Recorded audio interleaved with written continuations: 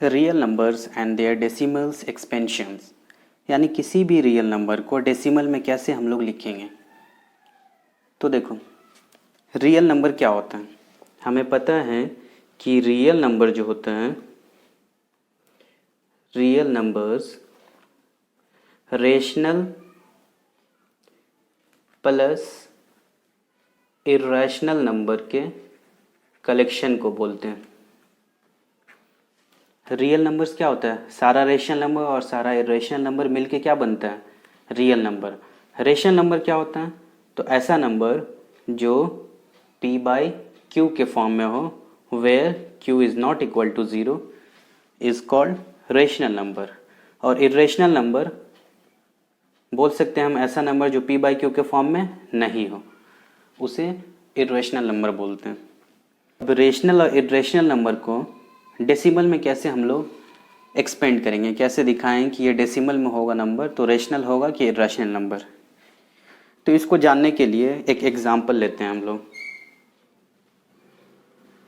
जैसे एक नंबर लेते हैं 2/5, ये एक फ्रैक्शन है और ये कैसा नंबर है, एक रेशनल नंबर है, क्योंकि ये p हो गया और ये q, यानी ये नंबर को हम लोग p बाई क्यू के फॉर्म में एक्सप्रेस किए तो ये क्या हो गया, रेशनल नंबर।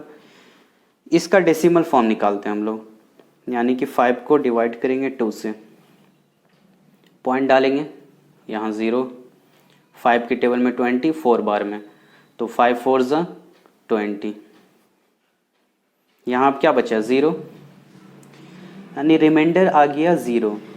तो ऐसा फ्रैक्शन जिसको डेसिमल में लिखने पे रिमाइंडर 0 आ जाए तो इसका जो डेसिमल फॉर्म होगा इसको हम लोग बोलेंगे टर्मिनेटिंग डेसिमल। यानी ये जो यहाँ पे क्या है, 0 डाल के पॉइंट डाल सकते हैं, यानी 0.4 क्या हो गया, ये टर्मिनेटिंग डेसिमल, ये हो गया टर्मिनेटिंग डेसिमल। दूसरा एग्जांपल लेते हैं, जैसे 2/3, इसको डिवाइड करते हैं, यानी 3 को डिवाइड करेंगे 2 से, 3 के टेबल में 2 नहीं आएगा, 0 डाल के पॉइंट डाल देंगे, तो यहाँ एक 0 लगा सकते हैं। 3 का टेबल 6 टाइम पढ़ेंगे तो 3 6 ज़ा 18 हो जाएगा, 2 बचेगा। अब यहाँ पॉइंट लगा हुआ है, एक 0 लगा सकते हैं। 3 का टेबल फिर 6 टाइम पढ़ेंगे, 18 आएगा, फिर 2 बचेगा, फिर पॉइंट लगा हुआ, फिर 0 लगाएंगे, फिर 3 का टेबल 6 टाइम पढ़ेंगे, 3 6 ज़ा 18 आएगा, फिर 2 बचेगा, यानी ये 6 बार बार रिपीट करेगा। तो ऐसा डेसिमल फॉर्म जिसमें कोई एक नंबर या कोई सर्टेन डिजिट रिपीट करे, इसको क्या बोलते हैं, नॉन टर्मिनेटिंग रिपीटिंग। तो ऐसे डेसिमल फॉर्म को हम लोग बोलेंगे नॉन टर्मिनेटिंग रिपीटिंग, या रिपीटिंग का दूसरा नाम ही होता है रिक्वेरिंग। इस एग्जाम्पल से हम लोग क्या सीखें कि किसी भी फ्रैक्शन को अगर हम लोग डेसिमल में एक्सप्रेस करेंगे, यानी डेसिमल फॉर्म निकालेंगे किसी भी फ्रैक्शन का, तो या तो रिमाइंडर 0 आएगा या फिर रिमाइंडर 0 के अलावा कुछ और नंबर आएगा, जैसे यहाँ 2 आ रहा था, रिपीट कर रहा था।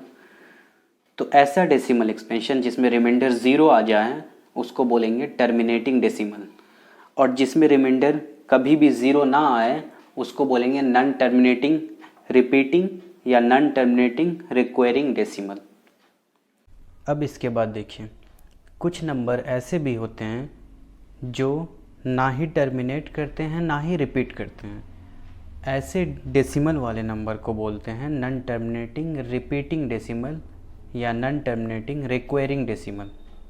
इसका एग्जांपल देखते हैं, जैसे √2 का जब रूट हटाएंगे और इसका लॉन्ग डिवीज़न मेथड से रूट निकालेंगे तो इसका वैल्यू होगा 1.41421356237309 और भी ये बढ़ता रहेगा।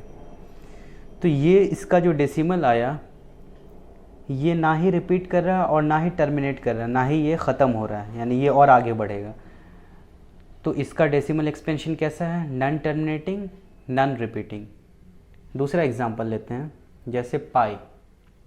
पाई का वैल्यू होता है 3.1415265358589 और भी ये आगे बढ़ता रहेगा।